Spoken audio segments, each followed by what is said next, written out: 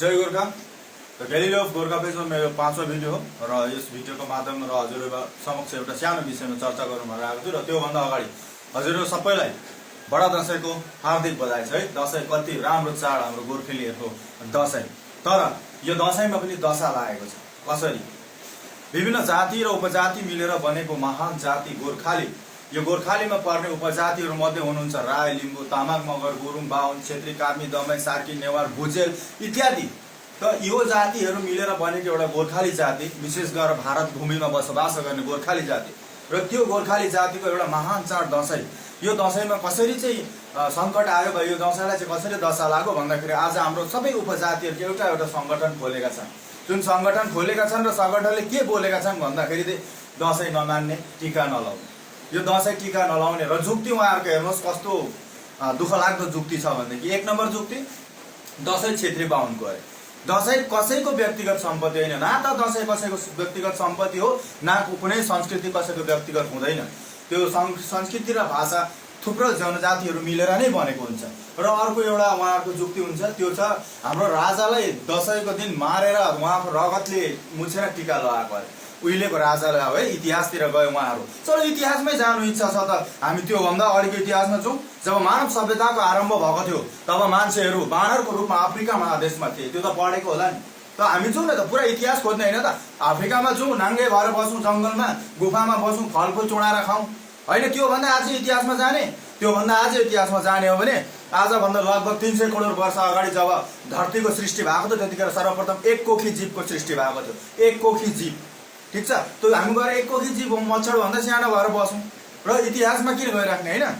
इतिहासमा विभिन्न राजा आए, महाराजा आए, कतिजना मान्छे कतिजना नाचे र त्यो हुँदै हुँदै हाम्रो संस्कृतिहरु फरवर्ड हुँदै हुँदै हामी समक्ष आयो र हामीले थुप्रो दिन भयो मनाएको। तर विगत 4-5 वर्षदेखि यो खालको चाहिँ एकदम चल्दैछ, ट्रेन्ड भइरहेछ कि अहिले मतलब दशैं टीका नलाउने, तामाङले टीका नलाउने, मगरले टीका नलाउने, राईले टीका नलाउने। यसले के गर्छ त भन्दाखेरि यसले हाम्रो एकतामा छेड पारेर यसलाई विभिन्नता, जुन एकतामा विभिन्नता ल्याउँछ र यसले गर्दा एक दिन गएर हामीहरू एक अर्काको खिलाफ खुकुरी लिएर उभिएको हुन्छौँ। त्यो दिन न त तिम्रो आँखामा आँसु हुन्छ, न मेरो आँखामा आँसु हुन्छ। त्यो दिन एक मात्र कोर हुन्छ भनेदेखि खुकुरी रुनेछ, किनभने गोर्खेको हतियार गोर्खेकै खिलाफ खडा हुन्छ त्यो दिन।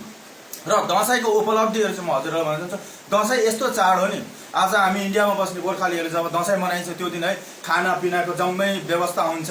त्यो दिन छेउछिमेकीमा चाहे त्यो आदिवासी होस्, बोडो होस्, एसामिस होस्, जुनै पनि जनजातिको मान्छेहरु छ उनीहरूलाई निम्त्याइन्छ, आइज है साथी आज मेरोमा दशैं छ, आज मेरो चाड हो, आइज भनिन्छ। त यति महान चाडलाई नमनाउनु। र अर्को के छ भनेदेखि दशैंको दिन बडाको आशीर्वाद लिएर जान्छ, बिहान उठिन्छ, नुहाइधुवाइ गरिन्छ, टीका लागि टीका थापिन्छ, त्यसपछि खुट्टा ढोगेर आशीर्वाद लिएर जान्छ। के त्यो नराम्रो हो?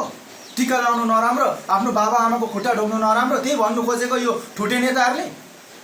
टीका लगायो, अन्न जुन खाएर हामी पेट भर्छौँ त्यसलाई आजको दिनमा हामी शिरमा राख्छौँ। कति राम्रो चाड छ हाम्रो, अन्नलाई शिरमा राख्ने। कसै अरू कुनै जातिको यस्तो चाड छ जसले अन्नलाई शिरमा राख्छ? हाम्रो छ। द गोर्खालीहरुको छ एउटा चाड कि दशैंको दिन हामीले उब्जाएको अन्नलाई पनि हामी निधारमा स्थान दिन्छौँ। र यो जमरा पनि मकैको। त यो दशैंको उपलब्धिहरु धेरै छ। दशैंको उपलब्धिमा र यसलाई मान्नु नमान्नु त आफ्नो आफ्नो व्यक्तिगत कुरो हो। तर यो गोर्खालीको एउटा महान चाडलाई यदि हामीले बचाएर राख्यौं न, हाम्रो नयाँ पिढीले चाहिँ यो दशैंलाई मान्नु छोड्यौं वा यसलाई टीका लाउनु छोड्यौं भने मासिन्छ। र दशैं मासिनेको साथै साथै गोर्खाली जातिमाथि पनि खतरा आउँछ एक दिन गएर। र गोर्खाली जातिमाथि जब खतरा आउँछ नि, जस्तै हाम्रो संगठनहरु छ आक्सु दुर्बल हुँदै जान्छ। र आजको डेटमा लगभग हुनु नै खोज्दैछ। किनभने त अब तामाङले तामाङ खोलिरहेछ, राईले राई खोलिरहेछ, लिम्बूले लिम्बू खोलिरहेछ, मगरले मगर खोलिरहेछ। त गोर्खा चाहिँ को? हु इज गोर्खा? छैन गोर्खा। जय गोर्खा, गोर्खा खत्तम। त्यो पाराले हुँदैन। त हाम्रो हुनुपर्छ। म तामाङ हो, म जातले तामाङ, धर्मले बौद्धिस्ट हो, र पनि म दशैंलाई त्यति नै इज्जत गर्छु जति मेरो लोसारलाई गर्छु। किनभने लोसार मेरो हो त दशैं पनि मेरै हो है। तामाङ भाषा मेरो हो त यो मैले अहिले बोलिरहेको भाषा पनि मेरै हो। किनभने यही भाषाहरूले त मलाई परिचय दिँदैछ। र यो भाषालाई, यो संस्कृतिलाई मेटाउने जुन प्रयास चल्दैछ एकपट्टिबाट, तिनीहरूको मेन मानसिकता चाहिँ के छ थाहा छ तपाईहरुलाई? नवयुवकहरूलाई भन्दैछु खास गरेर, तिनीहरूको एउटै इच्छा हो एमपी एमएलए मन्त्रीहरूसँग गएर ह्यान्डसेक मिलाउने, सेल्फी हान्न, फोटो खिच्ने, अनि एसटी को नारा भन्यो। यत्रो ठुलो जाति गोर्खे मिलेर त एसटी पाउनु सकेको छैन। त्यही गोर्खे टुक्रा टुक्रा भएर जाँदा चाहिँ देला। 300 जनाले बोलेको राम्रो कि 1 जनाले बोलेको राम्रो, त्यो त हजुरहरूलाई पनि थाहा होला नि। र यो दसैँ वा चाडपर्वमा आघात हानेर धर्मका नाममा होस् जेमै होस् यसलाई विभिन्नतामा नल्याउँ। हामी जम्मै इन्डियामा बसोबास गर्ने गोर्खेहरूले मिलेर यसलाई मनाऊ, खुसीको साथ मनाऊ, जोसके साथ मनाऊ, किनभने महान चाड हो।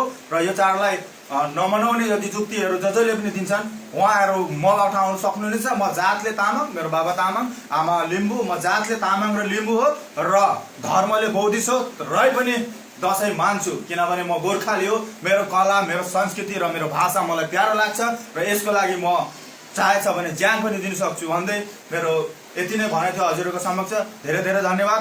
जय गोर्खा। दसैँ मनाउनुहोस्, खुसीको साथ मनाउनुहोस्। जसले रोक्न आउँछ त्यसलाई 2-4 शब्द दिनुहोस्। धन्यवाद। Thank you.